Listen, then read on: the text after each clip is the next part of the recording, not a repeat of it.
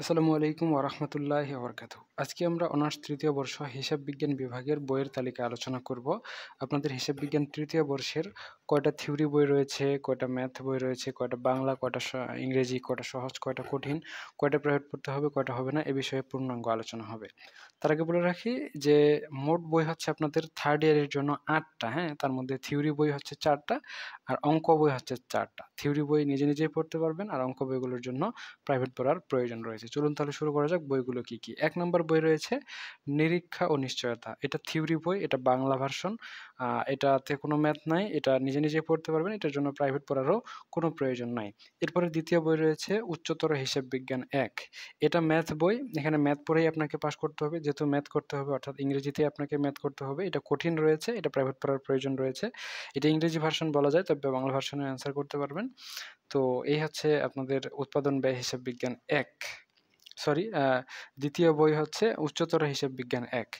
এরপরে তৃতীয় বই রয়েছে উৎপাদন ব্যয় হিসাব বিজ্ঞান। এটা ম্যাথ বই, এখানে কোনো বাংলা নাই। সম্পূর্ণ বইটাই হচ্ছে ম্যাথ। ইংরেজি ভার্সনে। এটা কঠিন রয়েছে, এটার জন্য প্রাইভেট পড়ার প্রয়োজন রয়েছে। এটা তুলনামূলক কঠিন, এটা অবশ্যই প্রাইভেট পড়তে হবে। এরপরে ৪ নম্বরে রয়েছে ব্যবস্থাপনা হিসাব বিজ্ঞান বা ম্যানেজমেন্ট অ্যাকাউন্টিং।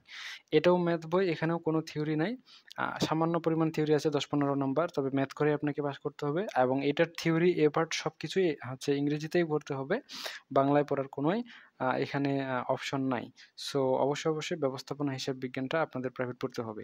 এই সাবজেক্টটা মাত্র ৭ দিনে গুছিয়ে প্রস্তুতি নিতে আমাদের স্পেশাল প্রাইভেট ব্যাচ খুলেছি। আপনারা যদি চান তাহলে আমাদের অনলাইন স্পেশাল প্রাইভেট ব্যাচে যুক্ত হতে পারেন। ব্যবস্থাপনা হিসাব বিজ্ঞান আপনাদের একদম বেসিক লেভেল থেকে অ্যাডভান্স লেভেল পর্যন্ত গুছিয়ে প্রস্তুতি নেওয়ায় দেওয়া হবে। এর পরবর্তীতে রয়েছে ব্যবসায় ও বাণিজ্যিক আইন। এটা থিওরি বই, এখানে কোনো রকম ম্যাথ নাই, এটা বাংলা ভার্সনে পড়তে পারবেন। যেহেতু এটাতে ম্যাথ নাই তাই এই সাবজেক্টটা প্রাইভেট পড়ারও কোনো প্রয়োজন নাই। এর পরবর্তীতে ষষ্ঠ বই হচ্ছে শিল্প উদ্যোগ। এটাও থিওরি বই, এখানেও কোনো ম্যাথ নাই, বাংলা ভার্সন। যেহেতু ম্যাথ নাই তাই প্রাইভেট পড়ার দরকার নাই। আর তুলনামূলক খুবই সহজ এই বইটা, কঠিনের কোনো কিছুই নাই। এর পরবর্তীতে রয়েছে আর্থিক ব্যবস্থাপনা বা ফাইন্যান্সিয়াল ম্যানেজমেন্ট। এটা হচ্ছে ম্যাথ বই, এখানে থিওরি নাই। এই বইটা অবশ্যই হচ্ছে আপনাদের প্রাইভেট পড়তে হবে। এটা খুবই কঠিন একটা বই। আর এটাই কিন্তু আমরা চাইলে আমাদের ৭ দিনের অনলাইন ব্যাচ রয়েছে, চাইলে যুক্ত হতে পারেন। অবশ্যই এটা ইংরেজি ভার্সন, যেহেতু ম্যাথ করতে হবে, ইংরেজি করার কোনোই বিকল্প নাই। আপনারা চাইলে যদি ৭ দিনে গুছিয়ে প্রস্তুতি নিতে চান আর্থিক ব্যবস্থাপনা সাবজেক্টে, তাহলে আমাদের অনলাইন ব্যাচ রয়েছে, আমাদের ব্যাচে যুক্ত হতে পারেন। এর পরবর্তীতে রয়েছে অষ্টম বই, সর্বশেষ বই।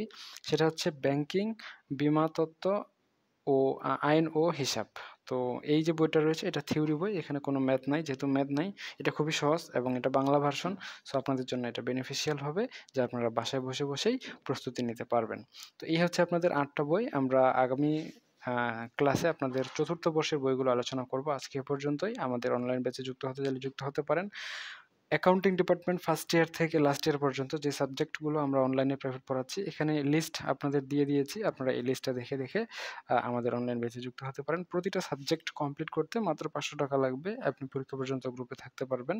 এখানে কোন ডিপার্টমেন্ট, অ্যাকাউন্টিং ডিপার্টমেন্টে কোন ইয়ারে কোন সাবজেক্টগুলো পড়তে পারবেন আমাদের কাছে সবকিছুই তালিকা দেওয়া রয়েছে। তো ঠিক আছে, আজকে পর্যন্তই। ধন্যবাদ।